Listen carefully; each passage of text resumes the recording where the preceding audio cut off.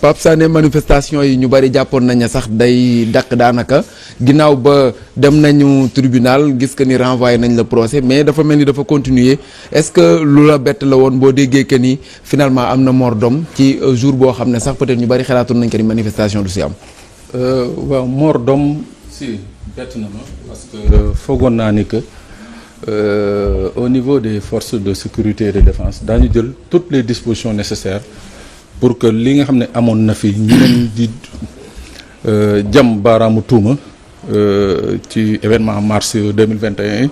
ak yi mujjee je crois les meetings de mai yi fi amoon ba mu fi am 2 morts et consorts bon jàppoon nañ ni que des dispositions allaient être prises plutôt pour que li ni mel bañ a di fi am loolu mooy premier constat bi. deuxième constat bi aw ma mbetteef ci continuation mouvement bi xam nga ndax lan.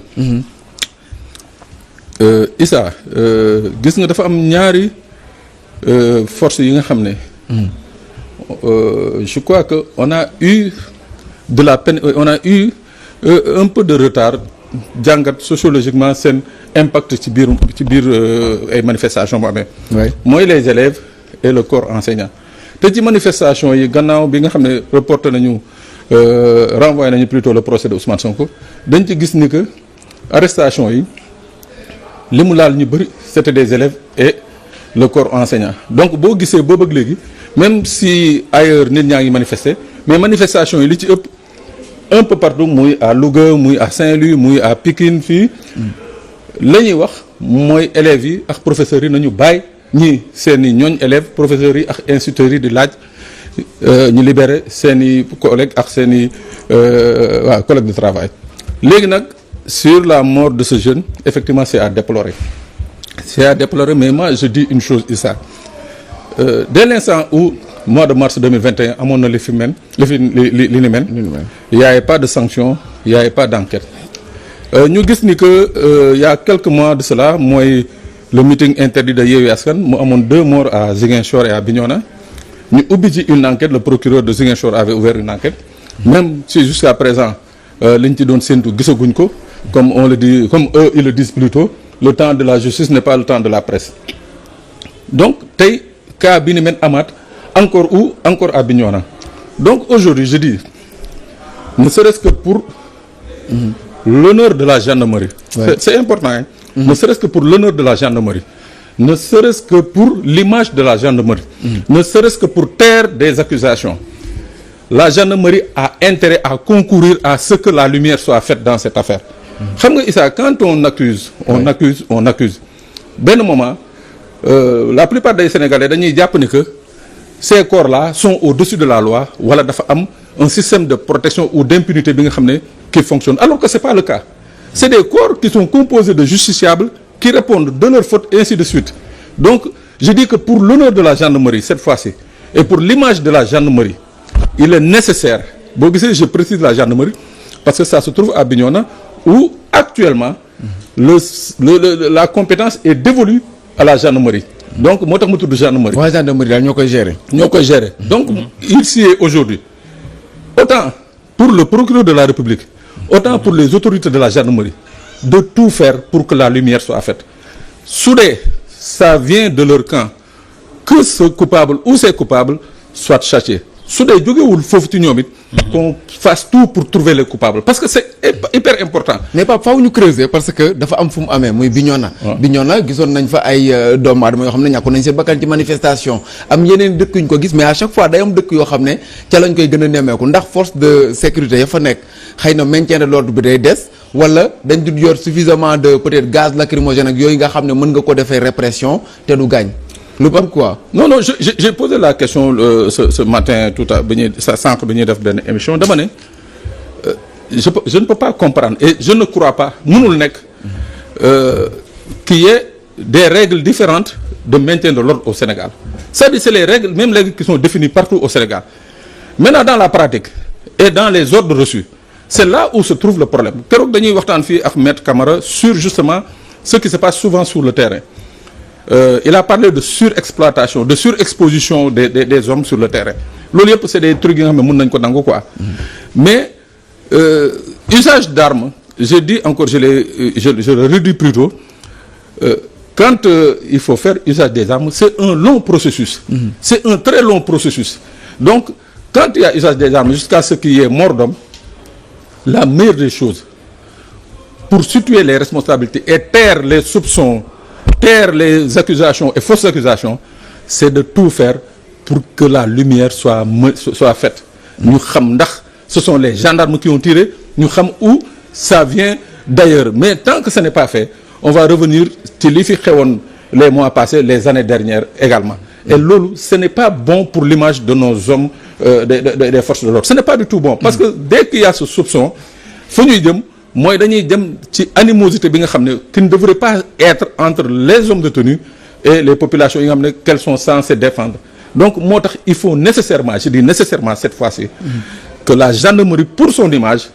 mène à elle-même sa propre enquête et fasse en sorte que le procureur bu ubbee enquête et s'il y a un coupable, que ce coupable-là soit livré à la justice. El Hadj Malick Youm nga jiite syndicat d'enseignants mu di ñoo xam ne sax mën nañ leen a considérer waale ci société civile bi ndax ci lañ bokk malgré que du nekk ay acteurs politiques directement comme syndicat yi nga xam ne moom ngeen di jiite du syndicat yu politique mais am ngeen ci seen jàngat ci mbir mi doomu aadama boo xam ne ñàkk na bakkanam ginnaaw ay manifestations yoo xam ne moo am fële ca Bignona ak Ziguinchor ak yeneen dëkk yoo xam ne manifesté nañ ni ki tey est-ce que déjà ces manifestations am nañu seen raison d'être ci jamono ji nga xam ne ci la ñu nekk nii El Hadj Malick. Voilà ñu ngi lay remercier ci question bi pour aller très rapidement dans le même sens que Pape Sané pour dire que effectivement soo xoolee ñun suñu syndicat dañu may wax tout le temps que ne ñun dañu am benn syndicat boo xam ne bii dafa bokk non seulement ci société civile mais dafa am combat citoyen boo xam ne bii ñun bi ñuy sos syndicat bi dañu jàppoon ne combat boobu la ñu war a mener. Maintenant nag ce qui est regrettable mooy dañu nekk ci benn bipolarisation dëkk bi boo xam ne comme ni nga ko waxee sànq même gars yi dañuy fàtte que ne mais amul deux camps mais dañu ko diviser en deux camps dañu naan soit par force kii camp opposition la kii camp mouvance présidentielle la donc fàtte nañ ne réew moo dem bokk na ci mouvement yi fa ëpp doole li ñuy wax la société civile cette société civile là dafa am taxawaay bu mu fa war a am pour que ñu respecter ak yelleefu quand même population yi ak ñëpp ñi fay yeewoo te loolu si la SAEMS di dox moo tax soo xoolee li xew Ziguinchor li xew Bignona plus précisément ñun dañu alerté woon looloo waraloon ñu def benn communiqué bi ñu xoolee ne événement yi jeudi tàngoon na trop ci dëkk bi ñu jël suñu ay responsabilité def benn réunion le lendemain vendredi communiqué bi ñu def defe naa doon ngeen ko gis yéen ñëpp ñu diffuser ko largement partout avertir parce que dañu jàpp ne gis nga réew dafa am lu nga xam ne nii moom mooy cëslaay bi mooy li ñuy wax état de droit ñëpp dañ ko war a respecter ak boor boo mën di féete da nga war a respecter les principes de l'état de droit ku nekk xam ne y a la séparation des pouvoirs ñu bàyyi ku nekk mu liggéey li mu war a liggéey ci teeyu bakkanam ñu bàyyi tamit quand même di jéem a jéggati loi bi te loolu soo ko defee li la siy fekk aussi nga war ko assumer alors loolu moo taxoon ñu alerter bi ñu alerter aussi xool nga ne tey conséquences yooyu ñu doon bañ am na parce que bu ñu demee ba léegi ñu wax ci biir communiqué bi ne boo xoolee état li muy génnee ci ay moyens pour mater ay manifestations bu génne woon moitié bi mais dana encadrer manifestation mu dem ci jàmm ak salaam bind nañ ko ci communiqué bi ñoom defuñu loolu ñu wax également ne tey dañu toll ci li ñuy wax année pré-électorale boo xam ne bii képp ku jàngat histoire u Sénégal mais di nga seetu ne année pré-électorale toujours day doon année bu tàng mais année boobu lu mu tàng-tàng ñun ñëpp dañu war a toog ñu xam ne les forces vives de la nation dañu war a xam li ñuy wax raison garder ku nekk ci domaine bi mu ne te di def li nga xam ne mooy jëm ci apaisement jàmmoo ndax jàmm si la lépp xaj. est-ce que weesul donc su amee weesul parce que jàmm toujours pour bien faire dama jàpp ne ba léegi les gens peuvent se ressaisir. moo tax ñun ñu continuer di jouer ce rôle d'alerte et de veille et tey dérive bi am Ziguinchor bu ñu jëlul les devants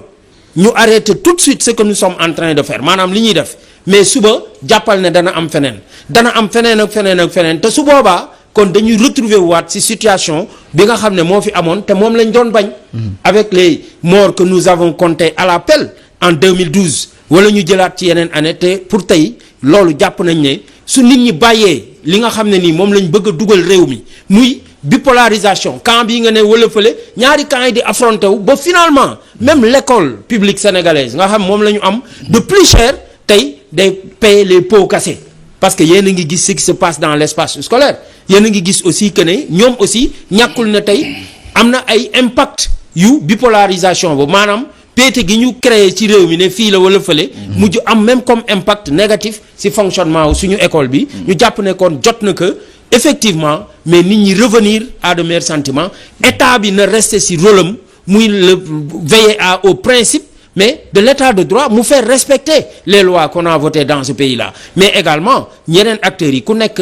ci li nga war a ne pour que réew mi mën a retrouver wu apaisement ak accalmie. est-ce que Pape Sané mënuñu nangu. et dans ça même les forces de l'ordre je ne sais pas mais il l'a dit c'est important hein. Les forces de l'ordre dañuy wax force de l'ordre ils sont là pour que l'ordre soit respecté